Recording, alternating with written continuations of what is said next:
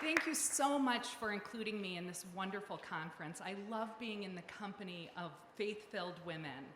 With your permission, I'm going to offer brief snapshots into my professional and personal experience as a Catholic woman and conclude with some observations, all within close to 10 minutes.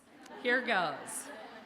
I've worked on behalf of the Catholic Church at the local, diocesan, national, and international level since I was 14 years of age, all of my adult life. The Church's explicit religious mission has formed the woman I am. That it is the largest global humanitarian network anywhere in the world renders me forever committed to its health and vitality. I hold its potential in the highest esteem. Now, I first fell in love with the Church through its people, honestly through its women, women like you. And I met women like you from a very young age through the instrument of the Raskob Foundation for Catholic Activities. This is a private family foundation established by John and Helena Raskob, our great-grandparents, 75 years ago. They wanted two intentions. The first was that all of their resources would be used to support the Catholic Church in all of its apostolates and ministries anywhere in the world. The second was that their children and descendants would be stewards of the foundation's resources. This is non-remunerative and voluntary, but today, 5 generations later, 100 of my cousins and my brother and my children are actively engaged in the work of the Raskob Foundation. So as a child, we met extraordinary moral heroes and heroines. These men and women, ordained religious and lay, stood at the vanguard of human suffering, bore witness to the worst of what humankind can do to one another and to our planet. But their close relationship with Christ, their desire to emulate Christ, compelled them to be agents of mercy and compassion, to advance justice and peace, to provide education, to confront extreme poverty, to care for the planet, and to provide education, healthcare, social services, and hope. They cared for the most vulnerable, promoted human dignity, accompanied refugees and migrants, and advanced peace. You'll hear in much more detail from the illustrious panel following these remarks about some of those activities. But it was that example and their palpable sense of joy in the midst of so much human suffering that was really the most important impact of evangelization on my family and on me. My mother is a Wall Street analyst, retired now. She was an award-winning Wall Street analyst at a time when there were very few women on Wall Street. I learned a great deal from her example and how she influenced the culture positively simply by her presence in leadership in an industry created by men, and how important her presence was. When our children were little, my husband and I instructed Christopher and Sophie that if we were ever to be separated on a playground, in a museum, in a field, that they were to look for and go to a mother with young children, that she would know how to keep them safe until we were safely reunited. Curiously, I never said, go to a cop, go to a priest. I said, go to a mother with young children. Now, this insight haunts me in the wake of the sexual abuse crisis in the church, because I know that there were few, if any, mothers of young children at the tables of decision-making when these revelations first came to light. Leadership Roundtable was formed in the wake of the sexual abuse revelations in 2002.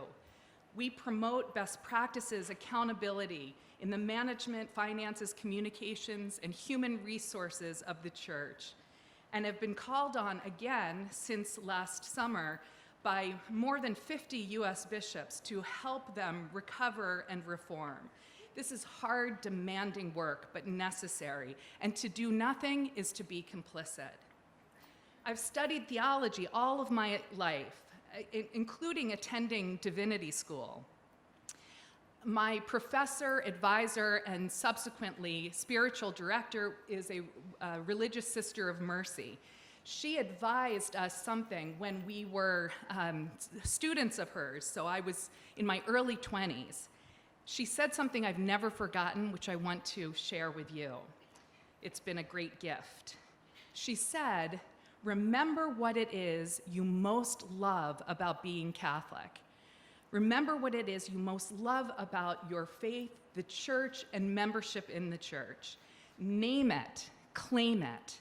It will help provide ballast when the vicissitudes of life try to batter you around, when the church invariably breaks your heart or fails to live up to its ideals. If you are in command always with why it is you are Catholic and what you most love, that will be a great gift."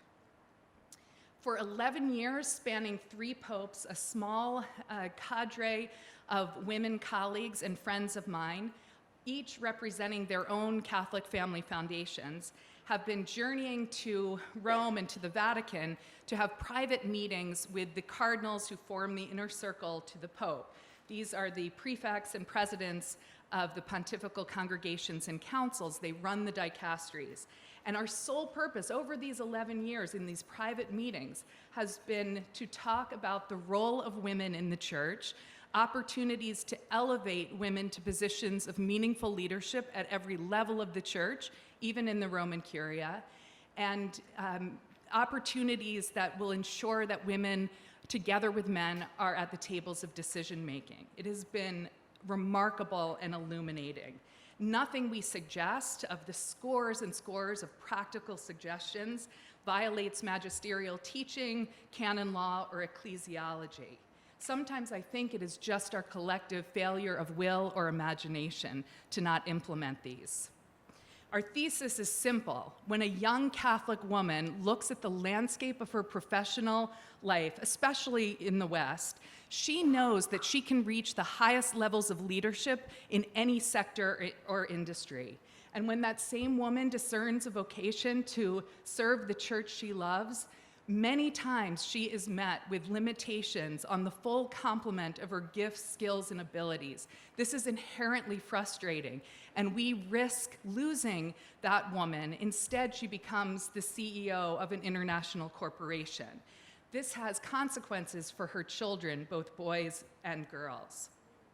Our advocacy in Rome is not because this is what women deserve. Of course it's what women deserve. Our advocacy is because this is what the church deserves and what the church needs.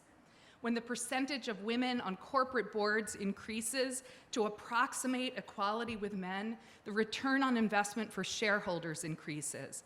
Women doctors are far less likely to be sued for medical malpractice than their male counterparts. Even the US military saw benefits, especially to the culture which needed reform in the wake of the Vietnam War, when women were admitted to ranks of 3- and 4-star generals.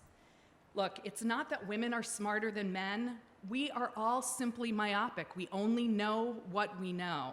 So we need to solve for our own myopia. Diversity matters.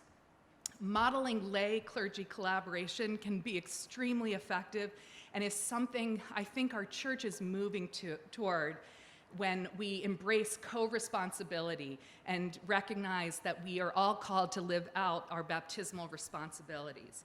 My own personal experience of lay clergy collaboration was working with Father Bob Boulogne, my dear friend, for 10 years to expand Catholic life at Yale. One of the programs we created was a national young adult leadership formation program called ESTEAM. And an important component of it is that each student is paired with a mentor in their field of study. And they meet over the course of the year to talk about their vocation in the world, the relevance of their faith to their studies and to their professional life. So I applaud the Given Institute and the Given Forum for your emphasis on mentoring. I've had the great privilege to mentor many, many young women over my lifetime. I always feel like I am the beneficiary. So a final story, if you will permit me, and then some concluding quick observations. I recently lost people very, very close to me. So when spontaneously, on a beautiful evening, we found on our side porch a spontaneous party erupted with neighbors and family and friends, and the conversation turned to the best way to die, I was suddenly snapped into acute listening mode. Now, it wasn't entirely morbid. The question was posed, if you could choose the way to die, how would you most like to die? Now, one person said, I want to live a very, very, very long life into my hundreds and die peacefully in my sleep. Another person said, I would like to be told of a terminal illness and given the time to make reconciliation, to give away everything I own, to tell people I love them. A third said she would like to have a fabulous party with everybody she knows and loves, and then immediately at the end of the party die. Now, that was me, I confess. But then the eldest person at the table, my father, turned to the youngest person at the table, my 13-year-old daughter, Sophie. Sophie, you have listened with great attention, but you haven't volunteered an offer. How would you most like to die? I sucked in my breath. Too late, I thought. Perhaps she's never considered the question. She's so young. All eyes are on Sophie, and he repeats the question. Have you thought about this, Sophie? How would you most like to die?